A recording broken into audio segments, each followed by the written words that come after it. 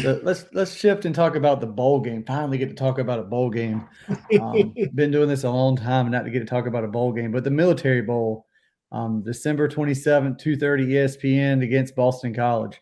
I'll be honest with you, I have not watched one single snap of Boston College until they announced we were playing them.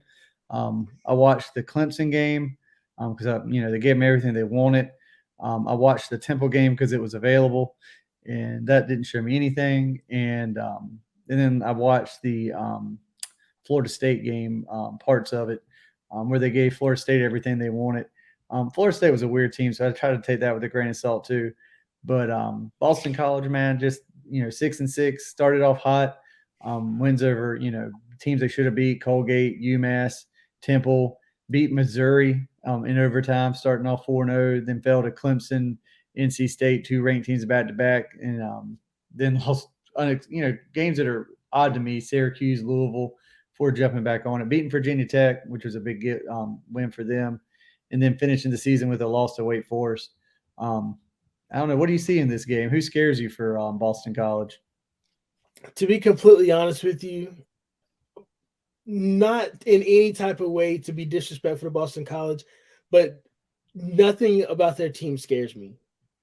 I think that Boston College is the ACC's version of USF, Mm-hmm. where well, this season's USF, I should say, not the not the previous season. I got you. But I mean, they can have explosive days and be really good, but consistently they're just not going to give it to you.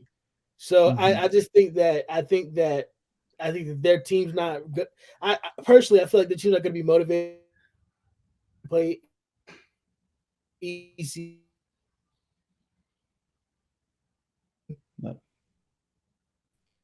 I think I'm. There you are. Sorry, I think I lost you there for a second. It might be my end. We're in a bad storm here. I had to, Oh, okay. yeah. What was that last point? I'm sorry. I was just um yeah, Boston College, they don't really there's nothing that really scares me about them. It's just them having some explosive days, really inconsistent play. So I just think that the players that they might have back from COVID or from the flu that they fought through and everything might make a difference, but I just don't see it.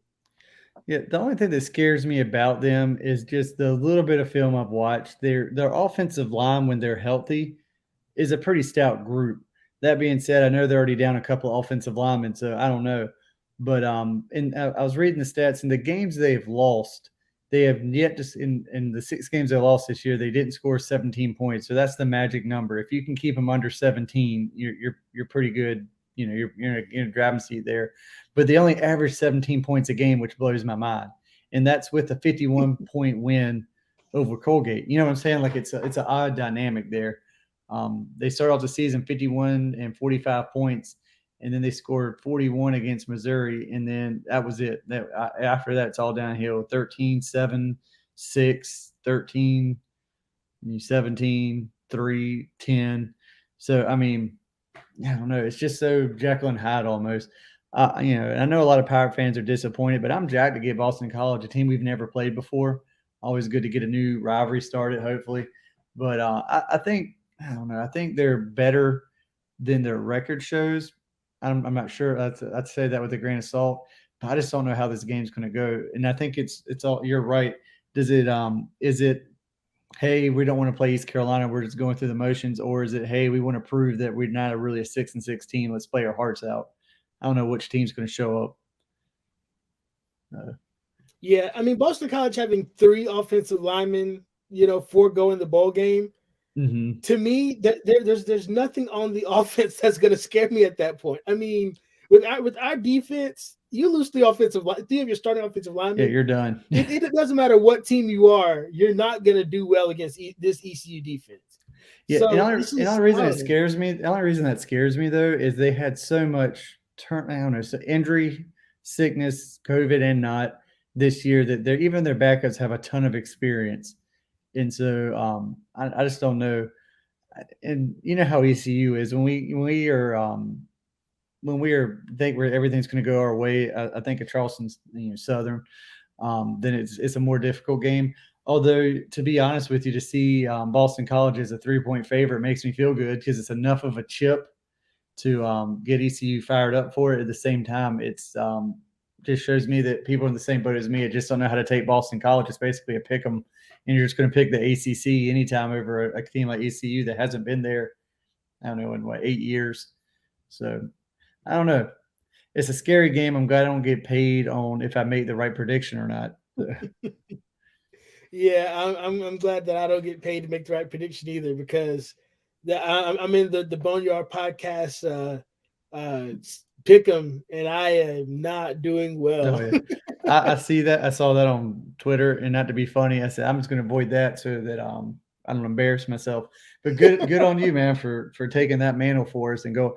I'm just terrible. When I and even at the NFL level, I said, oh yeah, I'm a Redskin fan. 8.5 point underdogs today. I said, there's no way they cover the spread, and then they're tied at halftime. So there's no way I can. I'm not good at it. I'm decent at ECU in conference for the spread, but I still stink at picking winners. So we'll get there. Um, Yeah. but we'll So put. are you willing to make a I'm always prediction for this I'm game?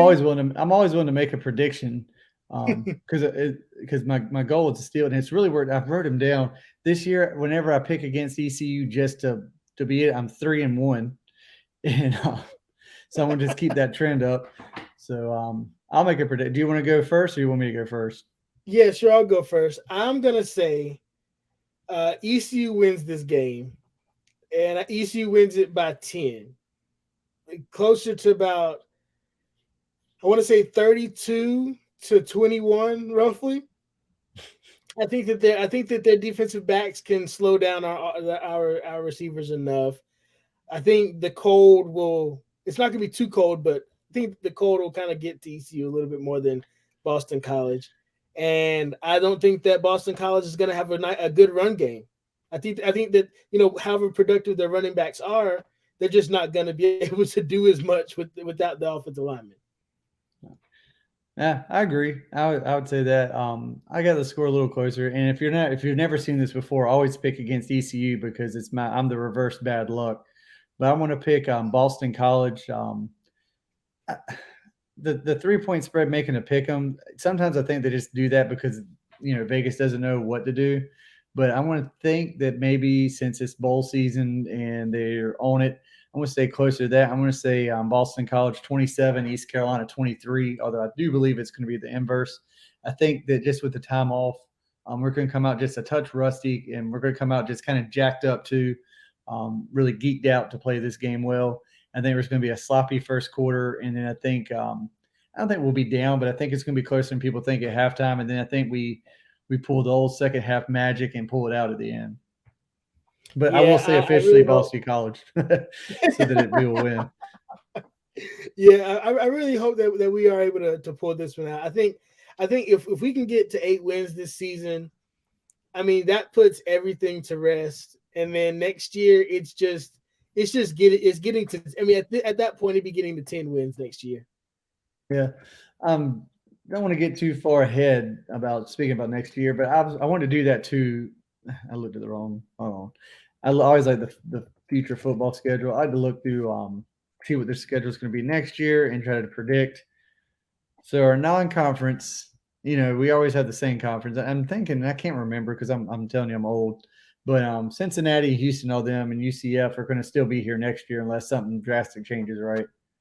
Yeah, hold on 1 second. Let me look this up You're real pulling quick. that up too. Yeah, so I got Yeah. us the same conference schedule, and just assuming that I don't know who we're going to play from the West. Probably be Tulsa, wouldn't it? Wouldn't this our year to play Tulsa next year? I can't remember. I know we have Memphis. Yeah, we should have Memphis at Memphis is a home. home game. Yeah. Let me go. I actually got an email today. Let me go check that real quick. Yeah, I think I got the same email, so I thought about it. Oh. Well, I just know while you're looking that up, we'll go through the non-conference schedule is a doozy, and when I mean doozy, it's great for me. Start the season at home against NC State. Saturday the 10th, we got Old Dominion at home. Campbell, I did not know they had a football team till 2 years ago. Have them on the 17th, and then we have our last non-conference is BYU, which is interesting. Um, that's going to be an interesting game considering they just got shellacked. I shouldn't say shellacked. They just got embarrassed by UAB on national television. But I could see us easily going 3-1 in the non-conference. But let's see. Yeah, I think personally that the non-conference, I think that we can actually run the table non-conference because that BYU game isn't going to be until October, probably Mm-hmm. um the weekend before Halloween, roughly, like it, because that's when it normally has been the last couple times we played them. Um, I mean, we got home games against Houston, UCF, Navy, and Memphis. So I think that we've already beaten. Well, we were in contention in all those games, and they were all away games this year. So Yeah, I know it can really the be table's anything. set. I'm still convinced that NC State's going to try to get out of this game, but shouldn't say that. Yeah, I feel like I just because I live here, I live about 20 minutes away from campus from Old Dominion. They're in the news here all the time. Man, that team is not on the same level with us. Um, that shouldn't. I mean, even not knowing what's going to happen next year, that should just be a walkthrough. Really, new coach. They'll have a new quarterback, just knew everything for them. It's going to be a tough game for them. I'm once again, I didn't know Campbell had a football team that was serious. I thought they had intramural. I don't know, but we'll see. But the big ones are NC State and BYU. I just don't see us. I just don't see us winning both of those games just because that would set up the dream season. And I'm always a pessimist, but if you could have either one, obviously I would take NC State. But just because, and it sounds crazy, I know you're like, what in the world? But I got a lot of friends in Southeast Virginia that are BYU grads, especially where I work. It's BYU and Virginia Tech, which blows my mind. I'd like to beat BYU just for bragging rights, but I like to beat them all. But I'm telling you right now, it's going to be a long day if we lose to Campbell. So, Yeah, I don't see us losing to Campbell, but I will say Campbell, if no one's been paying attention, they got some really good recruits this cycle. I mean, I'm talking some 3-star players that ECU would have gotten probably 2-3 years ago are now going to Campbell, and really, it's gotten scary. Yeah. I wonder why. Like, what's the? And I'm not trying to be funny. What's the appeal of Campbell? I think their coach is just a good recruiter. I think they just have good recruiters on their staff and are just focused on the players coming in being the new foundation for the rest of the future. And this is way off topic, but let's talk about the greatest recruiter maybe of all time in Deion Sanders. It golly day. I'm like I have no horse in that fight, but I was so jacked to see that get a flip from number one recruit defensively in the nation, like the number two overall guy altogether, decommits and switches to Jacksonville State. God bless him, man. And I'm a big fan of it. I know you are too. But HBCUs, man, make college football a better experience for everybody. I'm so glad to see kids willing to um, just stay true to themselves and just stick to their roots and to know that they can make it to it's so awesome because you can make it to the NFL and you can do great things still going to some of these schools that I don't even call Jacksonville State a small school. If you watch their games, man, that's an experience there. I watched a guy from ESPN go who'd never been to a Jacksonville State, and that's one of my bucket lists. And he was blown away in the first quarter. Like, man, these people are for real. Like, this is no joke. And I know they had a tough loss against South Carolina upstate, but I mean that's a serious team too. That just the whole atmosphere there. It's just good to see it for them. I know everyone's upset at Deion Sanders if you're a Florida State fan, but God bless the man to go out there and just make king kind of moves, man. That guy's going places. I hope he'll stick there and really build that program. But I see him as a major Division I coach in the next couple of years. Yeah, I mean, the thing about Jackson State is that they may not have really had the best few seasons lately, but their attendance records have been really good. I mean, this year they led the FCS in attendance, for the whole season. So they averaged more fans at their games than ECU did. Yeah. Oh So yeah.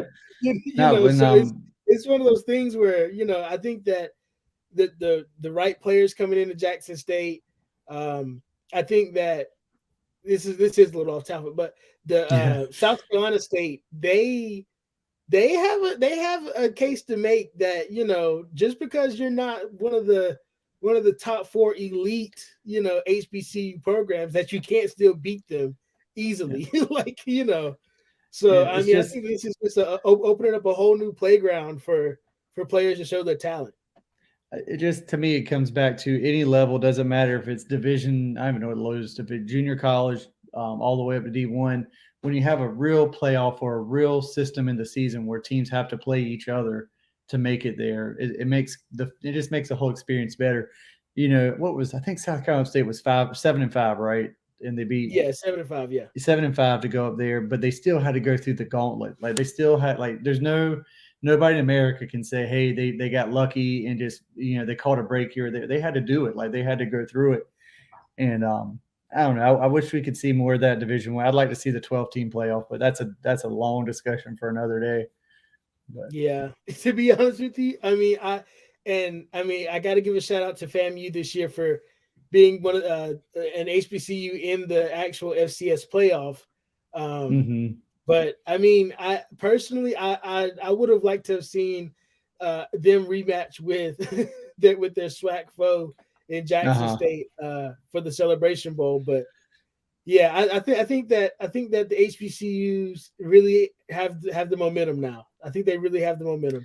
Well, I think just put and people can get on them, and I get it, but ESPN and their saturation of sports, but now everyone has ESPN Plus. You can sit down and watch a game. You can watch any team play every game of the season pretty much, and to get eyeballs on the product, that's what they did. They didn't have to do anything. They just had to say, okay, let's get people watching our games, see what the pageantry is about, see the athleticism, and it's going to make it popular. I guarantee, they'll. I don't know. I don't know. I think I guarantee you're going to start to see TV deals that rival some of the smaller Group of Five conferences in the next couple of years. Oh yeah, But it's good to definitely. see. It's just fun. It's just fun football. It's just good football to watch. So, and if you're like me, you just like football. So, unless your team's terrible, Yeah, and the I was the same Redskins. way. Yep. All right, man. Well, I think that's good stuff, man. I can't wait to see maybe have one more recap after we win against Boston College.